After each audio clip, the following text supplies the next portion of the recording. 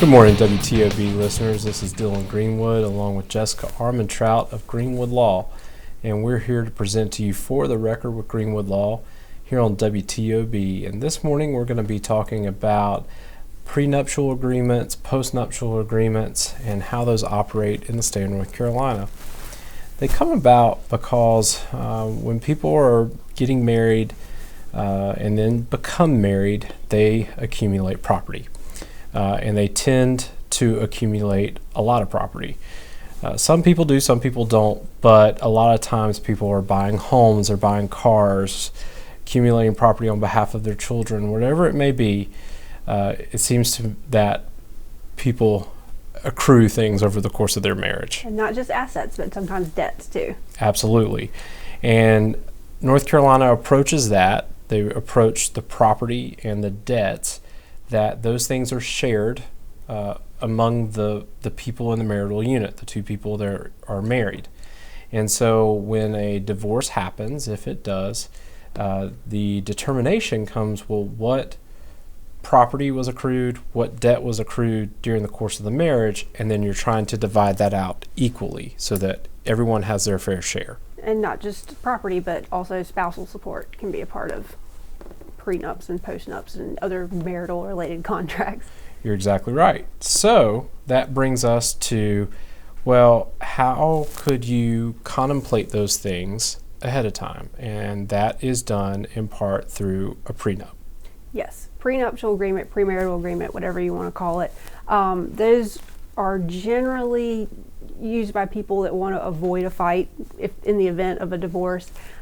I can't say 100% of the time, but it feels like maybe more it's from people embarking on second marriages that have been through a divorce one time before and don't want to go through it again. They want to lay everything out ahead of time. Normally that's a little easier conversation to have because those people are on the same page, they've both been through it. Or it could be the fact that maybe one person was widowed before and they want to protect whatever they got from their first spouse for the sake of the children they had from that marriage. There's a lot of considerations that aren't just inherently, what some people think of about a prenup as being selfish. Well, I'm going to keep what's mine and I don't want to give you anything. That it comes with a little bit of a bad overtone sometimes, but sometimes it's really kind of helps everybody go in to the marriage feeling a little more settled. Well, I know, thinking about the law school, there's a law professor at Wake who, for the longest time, and she still may do it, writes the treatise on North Carolina family law.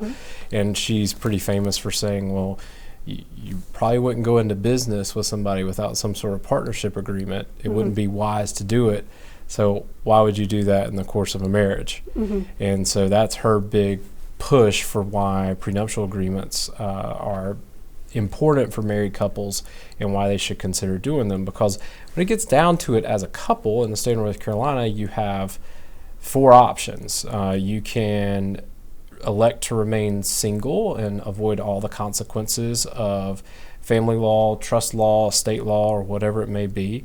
You can elect to live with your significant other in an unmarried relationship and, again, avoid a lot of these laws, although that is changing. You'll avoid those laws. You will entangle yourself in other ones if you start buying a house with somebody and then you break up and all that kind of stuff. You're exactly right. And again, that is changing because there are more people doing that now, where they aren't getting married, but they are choosing to live with someone else. Third option that you have is that you can elect to marry without a premarital or prenuptial agreement, and you choose to subject yourself to all the laws of the state of North Carolina, the estate laws, the marital laws, the divorce laws, whatever it may be. Or you can choose to have one of these premarital agreements where you can contract ahead of time to what applies, what doesn't apply, how the parties may go about looking at certain aspects of what would happen should a divorce occur. Sure, you can look at what would happen to separate property that you contributed to your marital estate. Let's say you got an inheritance that you put down, used as a down payment on a marital home. Even though your inheritance would still remain your separate property, technically, if you entangle it too much, or the deed that puts the other spouse on there is construed as making your inheritance a gift to the marriage, you can sort of get around some of those possibilities in a prenup and protect some of your separate property that still technically would be yours, but might become otherwise entangled, or you can protect things that you have before the marriage and how it changes, such as if you own a professional practice and let's say that practice grows during the marriage and you want to protect that, or just lots of other things that you can consider. Spousal support, how that's going to be waived or accepted or awarded, and inheritance rights are the big ones, because as a spouse you have certain inheritance rights even if you completely are disinherited. I think I remember one of my law professors saying the only state in which you can completely disinherit your spouse is Georgia. That's the only one that allows it. But in North Carolina, you can take what's called an elective share, which is you can get some of your spouse's estate even if they completely leave you out of the will. It's different portions based on how long you were married, but a prenup can waive your rights to do that. It can waive your rights to 1-year allowance, the elective share, all those kinds of things. And that is one of the things that comes up probably more in those second marriage things, where somebody wants to leave all their stuff to their kids that they had from before this marriage, that kind of stuff. And all that can be addressed in a prenup or in a postnup. Right. So you mentioned spousal support. Mm-hmm. Spousal support, commonly people think of it or refer to it as alimony. Yes. And that can be contracted ahead of time, potentially in a prenup. Potentially, but that's kind of not the most flimsy part of a prenup, but it is a part that can become jeopardized later. Let's say if I were married to someone and I became a stay-at-home spouse for many, many years, and we contracted for no prenup because at the time we got married we thought I was going to keep working and I don't for whatever reason. And then at the end of those 30-some years, I have no work experience. Let's say there was no retirement because he went to Vegas all the time, whatever the case may be, and I'm destitute and on government assistance. But for the spousal support, then that can be thrown out as against public policy in North Carolina, because it's made me dependent on the government and public assistance as a result of this prenuptial agreement. And he's basically cast his burden for supporting me upon the North Carolina taxpayer. Gotcha. So would you say that the length of the marriage and other factors would weigh heavily on that? Like, let's say if somebody was married for 2 years versus 30 years, and there's maybe a year and a half of possible dependency versus, like you said, 30 years of dependency where you haven't been able to accrue a retirement or whatever it may be. That's a different scenario. Sure. Let's say we were only married 2 years and I just don't want to work. Well, even if I waive my spousal support and I in a prenuptial agreement and I take him to court for spousal support anyway, saying it's against public policy. Well, it is, but it was also a really short marriage, so the judge still may only give me a year of spousal support. And then at that point, I'm still, at that point it's no longer on my ex-spouse, in any kind of way. Right. Where if we'd been married, like I said, 30, 40 years, it'd be probably a little different because his theoretical obligation, to the court would have been much longer. So you mentioned that spousal support isn't the most flimsy part of a prenuptial agreement. Would you say that the most flimsy part would be child support? Child support can be a flimsy part of well, first off, you can't put child support in a prenuptial agreement. That was what I was thinking. Separation agreement is where it gets a little flimsy, but in a prenuptial agreement, you absolutely cannot put child support in there. I mean, you can try if you want, but it's never going to go anywhere. You also can't put child custody in there, and it's not because, well, if you're not married yet, you don't have children. You could already have children at the time you're signing this prenup, but if you're getting married, and I assume if you're getting married, you intend to remain that way for at least a little while, then the theory is that by the time you were to divorce or separate, these kids' lives would have changed a little bit. Right now they're with you together, presumably. During your marriage, they're with you guys together, presumably. Separate. That's a really big change for the kids, and you can't really set out what's best for them in an agreement written years ahead of time that doesn't contemplate any of the situations arising for why your marriage ended. Right. So is it fair to say that where prenuptial agreements have the most weight is when it comes to finances and how to, divide up finances or debts or property and whatever it may be? Yes, it would absolutely just be with the marital property and spousal support. That's really the only thing it would focus on. Custody and child support would be thrown out automatically. I mean, that's never going to be enforced. Right. So, Jessica, people come to you about prenuptial agreements. They inquire to you about them. Surely some person along the way has been like, well, I don't know if I should get one. It's just going to end up jinxing my marriage. It's gonna put kind of this, haze over it from the very beginning. You're talking to somebody. What's your response to that? My response to that has typically been, well, this doesn't necessarily have to be just totally in their favor. Just because they're wanting it doesn't mean you can't get something out of it. So we address what that client could get out of a prenuptial agreement. Because a lot of times, if they're coming to me with that question, they're not the person that suggested it. And so if they're not the person that suggested it, they might be feeling a little put out that's being asked of them. So I guess one way to look at it is, obviously you're under no obligation to sign this. I tell people that right away. You don't have to if you don't want to. If they won't marry you unless you sign it, well, maybe that's for the best anyways. But if they're saying I still want to do it, I want to consider it, that's fair too, because there could be advantages for them that they haven't really considered. What would be some of those potential advantages? A lot of people hadn't thought about how their own inheritance might be affected. I've had a person one time that was marrying a doctor, and he sort of thought about, she's going to make a lot of money one day. Spousal support might be an issue in there. Don't necessarily want to waive that, but he also stood to inherit way more money than her. So there were some things to consider for him. Again, that inheritance probably would have remained his separate property, but there's parts of it that could have somehow been transferred to her that you can foresee and protect against. And I think he'd considered starting a business of some sort. They were both super smart, but things like that to protect them there. Okay.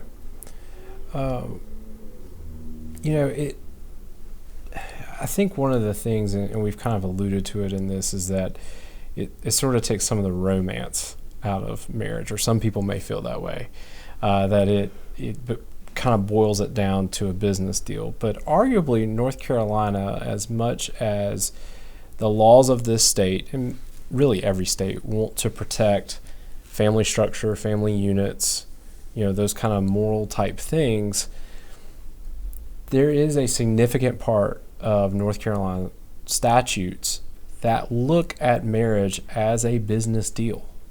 And arguably, you could say that comes down to how North Carolina views property rights. The fact that we're one of the only states that has property that you can own by tenancy by the entireties, where it isn't a joint ownership between two people. It's that the marital unit itself owns that piece of property. And that's just one example, but there are a lot of other ways in which North Carolina views it that way, correct? Yes. So anything you kind of earn during the marriage is considered both of yours. Just like if you had a business partnership, unless your partnership agreement sets out otherwise, even if one of you is bringing in all the money, you've both earned it, and would be construed as such, unless you have an agreement setting forth exactly how that's going to be divided up in the event of a falling out. So Jessica, we've talked about some of the things that can be in prenuptial agreements. The fact that you can talk about all these different things with finances, and you could even get into some aspects of estate planning and alimony and things like that. But what can't you do? I know we touched on that a little bit before with child support. Child support and child custody, but you can't negotiate for things that are against public policy in North Carolina. For example, you could not negotiate for sex. You can't say, during our marriage, we're going to have sex 4 times a week, and if you don't give me 4 times a week, your alimony is based on, or property or whatever the case may be. It's just, you can't pay for sex, period, in North Carolina, and whether you're married or not. And so that would be one thing, for example. You also can't have in there something, and this would go for postnups too, something that would, because like you mentioned earlier, North Carolina values the family unit.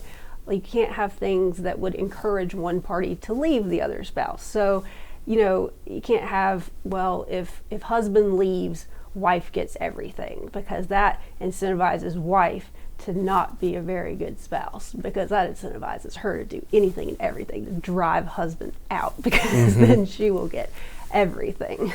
Right. So those are examples of what you couldn't have in there. So whatever it can do to encourage the family unit, anything related to finances, those are things that can be in prenups. If it goes against that, then it could potentially invalidate the whole document. If there's one provision of it that's found to be invalid due to policy reasons, or it breaks some aspect of contract law, it could invalidate the whole agreement. Depending on how it's written, and yes, you can put things in there about that, whether or not it's to be construed altogether or not. Certain provisions invalidate the other for sure. But one thing that can invalidate the whole agreement anyways is non-disclosure. Like if you don't disclose what you owned before the marriage, a person couldn't have knowingly entered into that, well, not knowingly, but couldn't have entered into that agreement on a level playing field. Because let's say,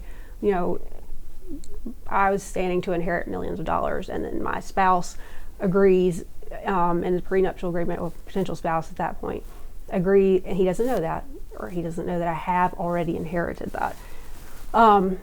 He might agree that I just get to keep everything I earned during the marriage, and that's great if I'm earning more than him. But in court, he might have gotten a pretty unequal distribution because of my large separate estate. And if he didn't know what he was giving up or what he couldn't have had an informed consent, I guess, to that agreement. So you're telling me that to get a prenuptial agreement and for it to be valid with someone in the state of North Carolina, you have to disclose certain things about your finances. You got to disclose your financial situation, pretty much everything. So that makes a prenup really a unique business deal in a way, because think of all the business deals that you represented people on, or you've helped negotiate with other people on, or even things that you've done personally.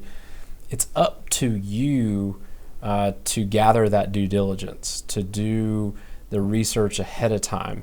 And if you haven't done that, then it's basically a buyer beware situation. It's up to you. But this is an aspect of the law that's very protective to everybody that is entering into this type of agreement, and that makes it quite unique. Yes, because there's less reconnaissance that you can do on your other spouse. Like, again, talking about, let's say I'm set to inherit those millions of dollars. If my potential spouse didn't know anything about my family, or if he did know them, they didn't live like they had that kind of thing. Like, it's just not something that would be available in public record. Or like if you're going to a business deal with someone, you can see if they own property. You can get credit reports. You can look at their assets, and you should do that before you make that kind of decision. And if you didn't, that would be on you. But in this situation, because I think there's a little bit of love is blind to it, you don't make those inquiries the way you might normally in a business decision. And someone may actively hide it from the other person because they don't want them to know about the inheritance for whatever reason, don't want them to spend it, don't want them to treat them differently, whatever the case may be. But then, like I said, it impacts all those decisions later down the line that they have this larger separate estate. Even if you're not entitled to that estate specifically, it might change your spousal support, it might change what you get out of the marital estate. Well, it isn't just a love is blind issue. I think it's also, do we really want to expect people who are in the process of entering into a marriage to have a duty to potentially hire a PI to investigate their future potential spouse? Sure. I mean, that doesn't set a good... If you think there's mistrust of getting a prenup, there's a lot of mistrust of getting a PI before you start embarking something like that. And so that that puts the marriage on tenuous ground to begin with, and so I think that was a smart aspect of the law to say, hey, you got to put this information up front ahead of time so that every party knows what they're going into the deal. That's just one requirement, though, for a prenuptial agreement. What other requirements are there? Just that it's duly acknowledged by both parties, that no one was under duress when they signed it. Fraud, which would go to part of the disclosure thing. Those are pretty typical contract rules for it. Is anything necessarily really specific to a prenup, outside of normal contract stuff? Other than that disclosure thing is probably a little more emphasized. So, we talked before about that ultimatum that sometimes gets said, well, I'm not going to marry you if you don't sign this. Is that an argument that you're made to enter something under duress? I don't think so. Because if that's the case, then I guess you don't have to marry them, Right, you always have that marriage option. Is not a choice that is life or death, or, by any means. Like, you can marry whoever you want now, and so you can it's not like you're giving up some right or something like that by right. And the way I've always understood duress is, it doesn't have to be quite this severe, but the way to think about it is literally a gun to your head. Like, Yeah. you need to do this or I'm going to kill you. Something like, we've been dating for 5 years, and it's like, say I'm the wealthy one in the situation again. I like to imagine it that way. And then I say, well, for these years we've been dating, I've been really good to your family, and I've been paying for your mother's chemo treatments. And if you don't sign this when you marry me, I'm not going to do that anymore. Again, I don't know if we've reached the level of gun to head, but we've certainly reached far more than like, I'm just not going to marry you if you don't sign it. Right. Is there any advice or something that you can think of for people interested in prenuptial agreements, what they can do to learn more or how to pursue something like that? Sure. I mean, there's nothing wrong with just going to talk to an attorney to see if it's a good idea for you. Just because, you can have the idea, like Suzanne Reynolds at Wake Forest, it's a good idea for everyone, and that could be the case. I'm not going to argue with her about that. But it's still a better idea for some than others. Like, some people, it's just never going to really make that big a difference. And some people it will. It just depends on the size of your estate, what happens in your future, what invention you happen to come up with during the marriage that might end up being worth a lot of money. Like, all kinds of things could happen. But it's a better idea for some than others. But I can't really think of a scenario in which a terrible idea. It's a difficult conversation to have, and to some people that could make it a terrible idea because it's uncomfortable. But I mean, it's less uncomfortable than a drawn out divorce later. So I mean, you should talk to an attorney about it, and you shouldn't feel like you're betraying your spouse or anything like that. I mean, you're really looking out for them and you sometimes by making it easier on everyone going forward. If you're just joining us here on WTOB, I'm Dylan Greenwood here with Jessica Armentrout. You're on For the Record with Greenwood Law as we discuss prenups and postnups and how those are discussed, what the requirements are, what can potentially invalidate them, all sorts of things. And so far we've been talking mostly about premarital agreements or prenups. But what about postnups? So yeah, that's something people don't think of. They think there's only prenups and separation agreements, which after you separate or contemplating separation. But postnup you could do while you're still married, and it could be that you maybe want to redo certain aspects of your prenup. If things have changed, and that's fair sometimes. The difference is I guess the major difference is postnup again can't really do the child support and child custody part. That's gonna sort of be pointless, but it cannot waive alimony, and that's the really big difference in a prenup and a postnup, at least in North Carolina. So you could still deal with just about everything else. There's estate rights, what's going to happen in bankruptcy, all those things, but you can't waive your alimony at that point. So that's a kind of a one bite at the apple before you get married if you want to waive that. Okay. And what are the requirements for a prenup? Is it the same as as a postnup, is it the same as a prenup? Yes, duly acknowledged, kind of most of the same contract law, no duress, you definitely have that thing where can't be incentivized to leave, or can't be incentivized to give up on the marriage. I mean, none of these agreements necessarily encourage you to keep your marriage going. They don't have to do that, but they cannot discourage, the breakdown of a family unit. And a prenup only becomes, valid upon marriage. You can sign a prenup, and then if you never get married, it's never an enforceable contract. But a postnup obviously would immediately be enforceable because you have already met the prereq for it. And then, same thing goes, I assume, for, potentially invalidating the postnup if you don't disclose everything.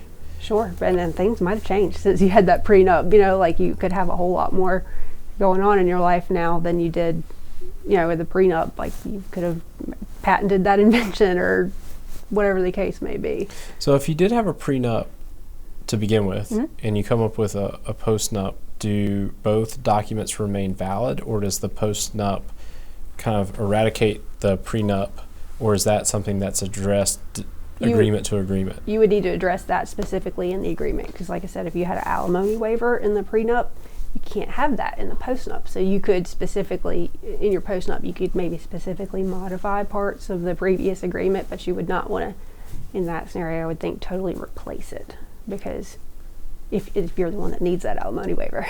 Jessica, thank you for joining us today and providing a wealth of knowledge about prenups and postnups. it's what we try to do here on For the Record with Greenwood Law. We like to try to inform you guys out there of your rights, the different laws and things going on here in North Carolina and how the legal system might affect you. So don't forget to join us next Sunday here on WTOB at 10:30 a.m. as we do the exact same thing. And we appreciate those of you who join us each and every single week.